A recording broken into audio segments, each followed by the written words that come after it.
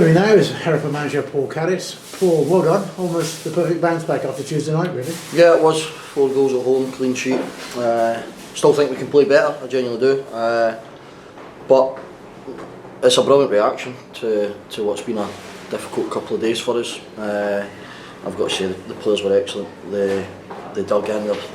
We were leggy, there's no doubt about it. We were leggy. We played a lot of the game Tuesday night with a man less, with a team that moved it pretty well. So to come back to give that reaction, I thought was excellent from the players. You rang the changes, obviously 5 changes to the starting lineup. Yeah, we did. A couple forced, a couple we just tried to freshen up. Thought the lads had come in, done well, and gave us what we hoped they would. Gave us that reaction, that energy, and it's nice to be on the end of scoring after a minute rather than conceding one a couple of weeks ago. So we asked the players just to give us a reaction in terms of get out on the pitch, get everything nice and sharp, and body language is massive. If you've got a positive body language, you start feeding off people in the crowd and they feed off you, and to get a goal that early was really pleasing. I know it's Jason Kelly's game, but he almost epitomised that, didn't he, in the first minute? He was on his back when he played the ball to Matuasa, who then passed the ball. Yeah, I don't want to. I'm not making excuses. We've missed Aaron Skinner, who was a Player of the Year last year. We're missing Sammy Robinson, Tate Campbell, they're huge players for us. But Jason Cowley we've missed until probably last week, obviously, and then he gets the illness, and he epitomises everything that we want in a forward player. He gets after people. He's aggressive. He works tirelessly. My plan before the game was 55-60 minutes, but we just managed to get that little extra 10 minutes out of him. But I'm just delighted to have him back. I'm delighted to see him on the score sheet, but most importantly, I'm just delighted that he's managed to get through that with a bit of intensity into his legs. So he helps create one and then scores one, and then you bring on 2 subs who each score.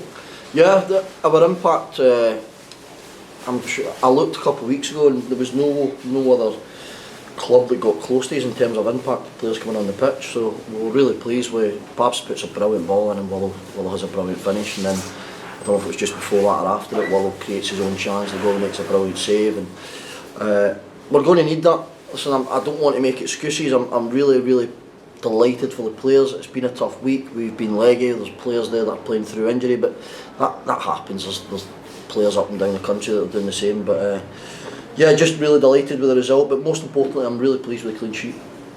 Kyle Howkins looked like he was one of those. Obviously, his leg was heavily strapped. He's obviously carrying a knock at the moment, is he? No, Kyle's all right. Kyle's one of those players who could have 6 months out and he'll still look as if he's 6 months rest, and he still looks as if he's injured. He's cost this club a fortune in tape anyway, I know that much. But no, Kyle's been brilliant. He's one of those unsung heroes like Lawson Darth, like players like that. They just go under the radar. They just go amongst just get on with their jobs. He's an excellent defender. Kyle puts his body in front of things, and really pleased. He obviously had the book in. He just tired a little bit, and then we managed to get Des on, who gets on the score sheet.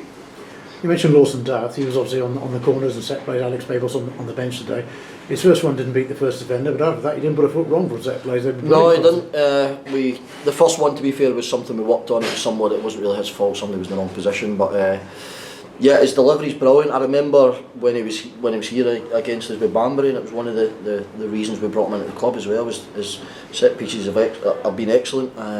Babs' set pieces have been excellent as well, but when Babs isn't on the pitch, then Loss steps up and creates a couple of brilliant opportunities for us, which we get goals out of. Trophy next week, so a bit of a break from the league. It is, yeah, it is, but it's still important that we build a bit of momentum and we try and go on a run. We've been a bit inconsistent in terms of probably the last month or so, but the bigger picture is I think we're 17 games in and we've lost 4 games, so we're calm amongst the mental side of things that sometimes happens when you lose a couple of football matches. I'm still young. I'm 36 year old. I know I look about 46, but I'm still young. I'm still learning, and one of my positive attributes I would say is I'm pretty calm with outside noise and stuff like that. And we're really pleased where we are after 17 games to be in an unbelievable position that. Internally I don't think we expect to be in this position, but we know that we've got a massive fan base and a big expectancy at this club, and it's something that I'm enjoying. You brought in Tom Donaghy on loan, the goalkeeper, of course, made his debut today. Is that just to increase competition, or is Aaron Chapman carrying a knock? What's the... Chappie, to be brutally honest, for the last 4 or 5 weeks has had a bit of stiffness in his groin, a bit of tightness, and it started off, to be honest, like the size of a pea. That's how it's been described, and it's now the size of a cocktail sausage in terms of the muscle and the stiffness and tightness. So we think that it might be a hernia.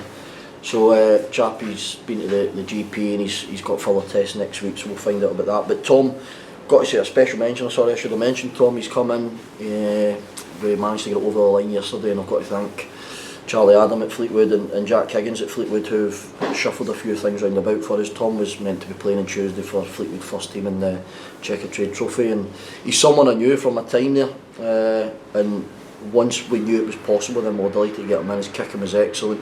He fortunately didn't have too much to do in terms of making saves, but he's a good character. He's a proper dedicated to his work. He's very agile, and as you can see, he's got good kicking in him as well. So we're really pleased with everyone, but obviously to come in and do that in your debut and get a clean sheet, then he should be delighted with himself. Final point, Paul, there have been a few comings and goings this week. You mentioned when we spoke to you on Tuesday night, you put 7 days in on someone. Any news on that score? The 7 days will expire on Tuesday, I believe, and we'll be able to speak to the player and sort it out. We've made a couple of inquiries from other players that we're hoping that we can get something.